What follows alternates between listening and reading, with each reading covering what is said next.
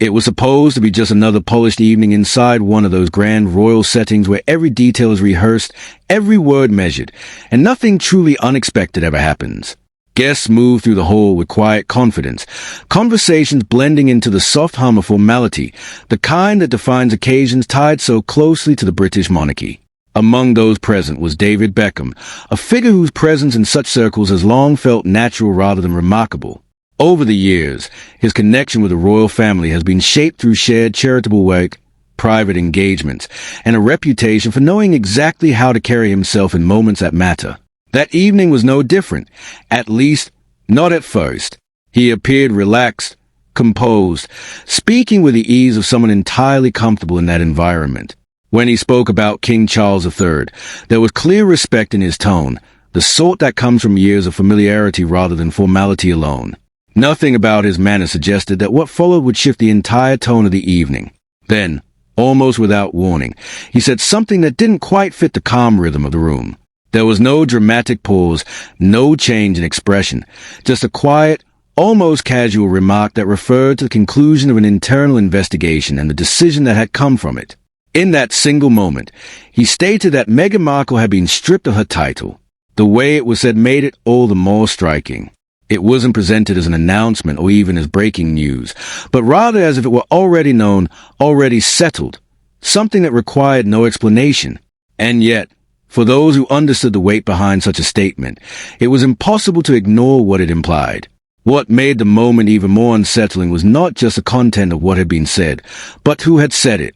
Beckham is not someone known for speaking out of turn, particularly when it comes to matters involving the monarchy. His position within that world has been built over decades, shaped by trust, discretion, and an awareness of how easily words can travel beyond their intended audience. That is precisely why many who heard the remark, or later learned of it, did not treat it as a simple slip. Instead, it was seen as something far more deliberate, a carefully timed release that hinted at a much larger story waiting to unfold. Within hours, the quiet comment had taken on a life of its own, circulating through media channels and private conversations alike, each retelling adding to the sense that something significant had been quietly set in motion. Those familiar with palace operations began to suggest that this was not an isolated moment, but part of a broader effort to prepare the public for a decision that had already been made behind closed doors. The idea that such information could emerge in this way, subtle, indirect, yet undeniably powerful, only reinforced the sense that this had been carefully managed from the outset. As attention turned from the remark itself to the circumstances behind it, a more complex picture began to take shape. This was not the result of public disputes, televised interviews, or the kind of visible tensions that often dominate headlines. Instead, it pointed toward a process that had been unfolding quietly over an extended period of time, far from public view. According to those with knowledge of the situation, the origins of the matter lay in routine financial checks, procedures that are standard within institutions where accountability is closely monitored. At first, there was nothing to suggest anything out of the ordinary, but small inconsistencies began to appear, the kind that might easily be overlooked in isolation.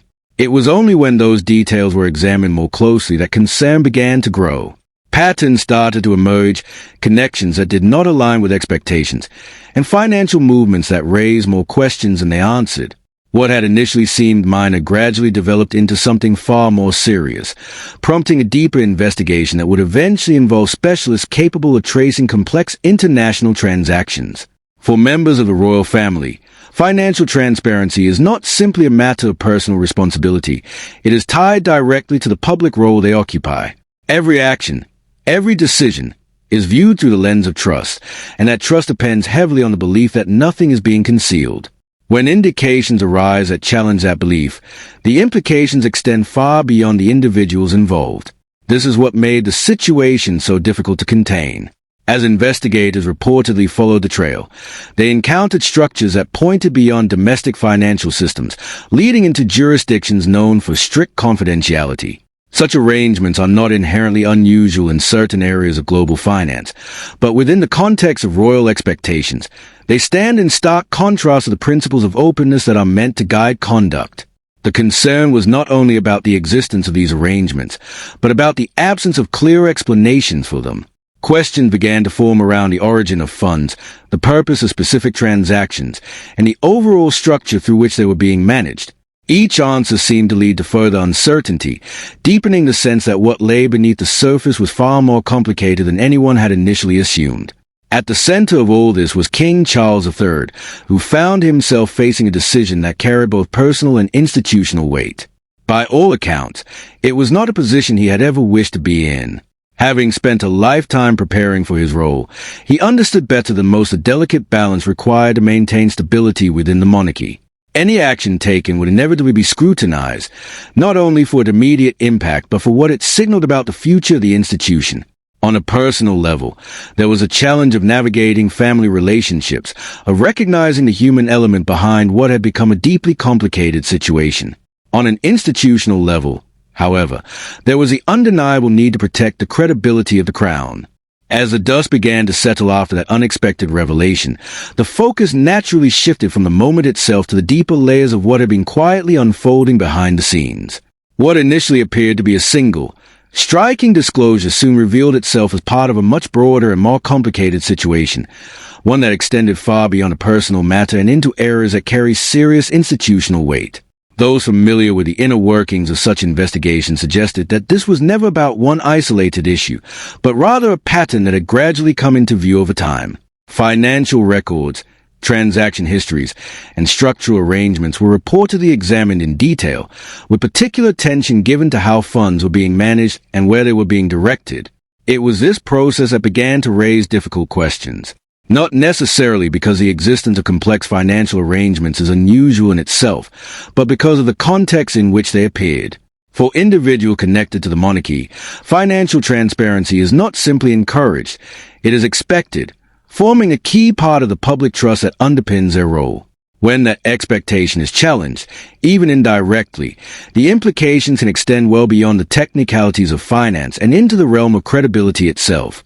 One of the central concerns reportedly revolved around the use of international financial channels that offered a level of discretion not typically associated with public-facing roles. These systems, often used in global business for legitimate purposes, can also create layers of separation that make it difficult to trace the origin and destination of funds with complete clarity. In this case, the presence of such arrangements appears to have prompted further scrutiny, particularly when connections emerged that did not align neatly with known professional activities. Investigators are said to have followed these trails across multiple jurisdictions, piecing together a picture that suggested a degree of planning and coordination. The question was not simply whether these structures existed, but why they had been established in this manner, and whether they were consistent with the responsibilities tied to royal status. In environments where public accountability is paramount, even the perception of hidden activity can become a matter of serious concern. It is this intersection between perception and responsibility that often proves most challenging to manage, particularly when the stakes involve not just individuals, but the reputation of an institution as a whole. At the same time, attention was also drawn to another aspect of the situation, one that touched on the management of public image and the shaping of narrative. According to those with insight into the matter, there were indications that certain efforts may have been made to influence how events were presented and perceived, both in traditional media and across digital platforms. This suggestion introduced a striking contrast to the public stance that had been maintained over time. There had been repeated expressions of frustration regarding media intrusion, along with claims of being subject to unfair or hostile coverage. Yet the possibility that there may have been parallel efforts to guide or manage that coverage from behind the scenes raised complex questions about consistency. It is not uncommon for public figures to engage in some form of reputation management. However, the scale and nature of such efforts, if confirmed, can alter how those actions are interpreted. What might otherwise be seen as strategic communication can, under different circumstances, be viewed as an attempt to control perception in a way that conflicts with earlier claims. For audiences who place value on authenticity, this kind of contradiction can be particularly difficult to overlook. The situation inevitably brought renewed attention to Prince Harry, whose position within the narrative has become increasingly complex as more details have emerged. For many observers, the central question revolves around the extent of his awareness. If he had no knowledge of the arrangements being examined, it suggests a significant gap within a partnership that has often been presented as closely aligned in both purpose and action. Such a possibility raises its own set of concerns, particularly given the scale of what has been described. On the other hand, if there was any level of understanding or involvement, the implications shift considerably, bringing into focus issues of judgment and accountability. Either scenario introduces uncertainty into a narrative that had previously been framed with clarity and cohesion. Public perception, which once rested on a sense of shared experience and mutual support, is now subject to reassessment, as audiences attempt to reconcile past impressions with emerging information. In situations such as this, even unanswered questions can carry weight, shaping opinion in ways that are not easily reversed. Beyond the individuals directly involved, the broader impact on the monarchy remains a central consideration. Institutions of this nature depend not only on their historical foundations, but on their ability to maintain relevance and trust in the present. That trust is built on the understanding that certain standards apply consistently, regardless of circumstance or personal connection. When those standards appear to be tested, the response becomes critical. It must be carefully measured, yet sufficiently clear to reinforce the principles it seeks to uphold.